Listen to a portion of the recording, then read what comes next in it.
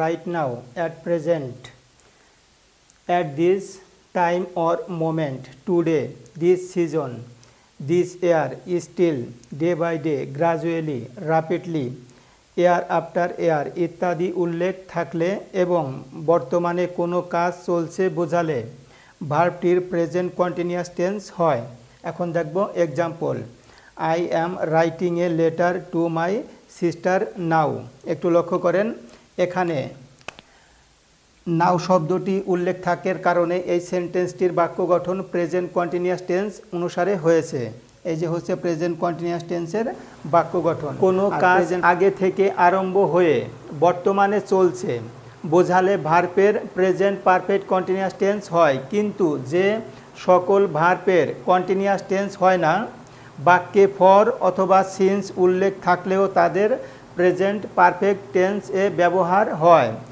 সাধারণত B, have, no, C ইত্যাদি ভার্বের পারফেক্ট কন্টিনিউয়াস হয় না। কাজ অতীতে ঘটেছে বা কয়েকবার ঘটেছে এবং আবার ঘটার সম্ভাবনা আছে বোঝালে ভার্বের প্রেজেন্ট পারফেক্ট টেন্স হয়। বাক্যে first, second, third time, twice, thrice, 2-3 Times উল্লেখ থাকে। বাংলায় যদি এরকম সেন্স এবং ইংলিশে যদি এই শব্দগুলো উল্লেখ থাকে তাহলে সেই ক্ষেত্রে প্রেজেন্ট পারফেক্ট টেন্স হবে। Example, after this performance I have seen Hamlet 5 Times.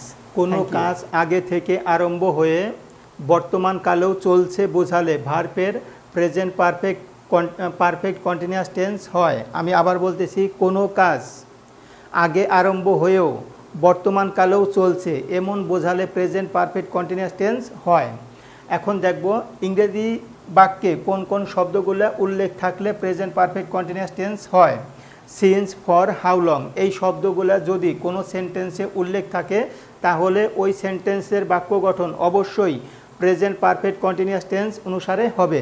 Example, he has been sleeping for 5 hours and is still sleeping. কোনো সেন্টেন্সে যদি এই শব্দগুলো উল্লেখ থাকে তাহলে ভার্বের পাস্ট ইনডিফিনিট টেন্স হবে। তাহলে ওই শব্দগুলো কি কি এখন আমরা সেগুলো দেখব।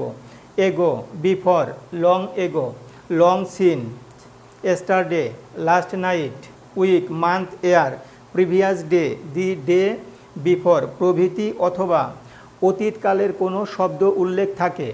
দেখেন, এই শব্দগুলা এবং অতীতকালের যদি কোনো শব্দ উল্লেখ থাকে তাহলে ওইটার পাস্ট ইনডিফিনিট টেন্স হবে, অর্থাৎ সাবজেক্টের পরে ভার্বের পাস্ট ফর্ম বসবে।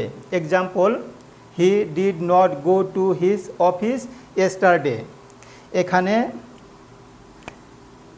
এস্টারডে উল্লেখ থাকার কারণে এখানে ডিড বসেছে। So thank you.